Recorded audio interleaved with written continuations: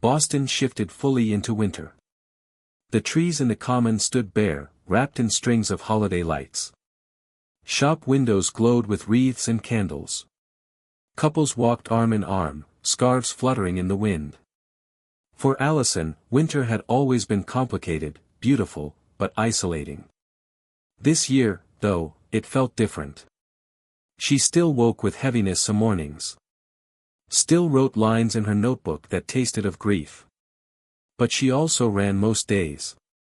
She cooked more meals than she skipped. And every so often, she crossed paths with Daniel and Cooper.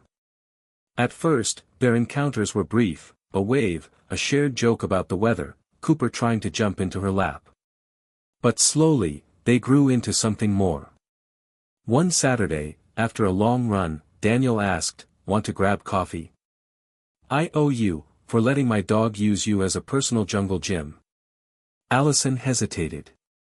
For a second, guilt rose up like a tide, guilt that drinking coffee with another man was some kind of betrayal. But then she remembered Claire's words, "They're still here. You just forgot where to look." "Sure," she said. They ended up in a small cafe near the river, steam rising from their mugs as snow drifted outside. Conversation unfolded easily. Daniel talked about his students, how one kid turned every history assignment into a rap, how another swore Napoleon invented ice cream. Allison laughed until her stomach hurt. When he asked about her, she was cautious but honest. She mentioned writing, how it had become both lifeline and mirror.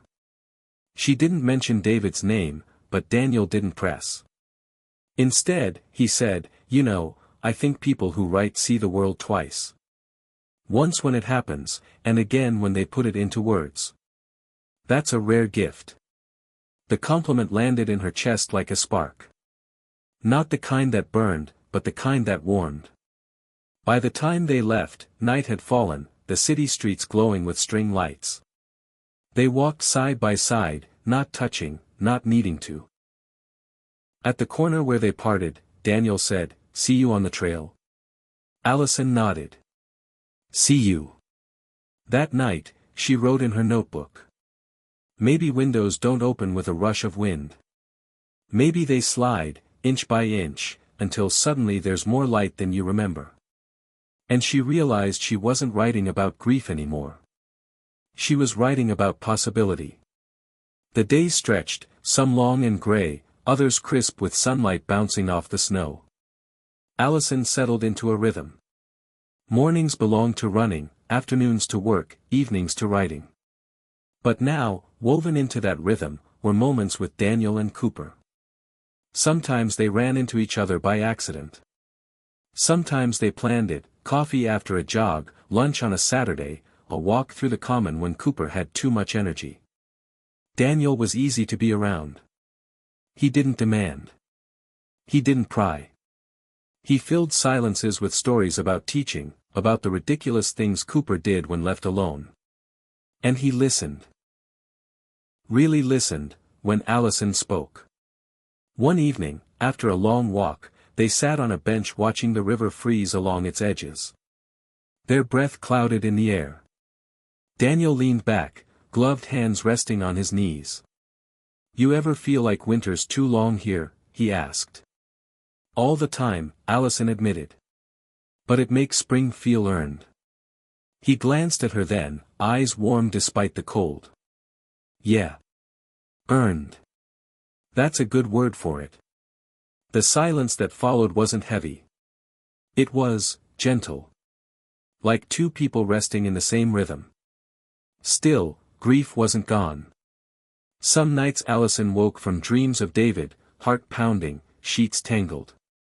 Some mornings she felt the ache before her feet touched the floor. But there was space now, space for laughter, for warmth, for something new. One snowy afternoon, Claire called. "You sound different," her sister said. "Different how?" "Like you're not just surviving anymore." A pause. "There's someone, isn't there?" Allison's cheeks flushed though no one could see. "It's not like that. I didn't say it was like anything. Just. I can hear it. You're lighter, Al. That makes me happy. After they hung up, Allison stared out the window, watching snow fall in slow spirals. Maybe Claire was right. Maybe she was lighter. Not because someone had swept her pain away, but because she was learning to carry it differently. That evening, she opened her notebook and wrote. Healing is not the absence of sorrow. It is the widening of the world around it. And for the first time in a long time, she believed it.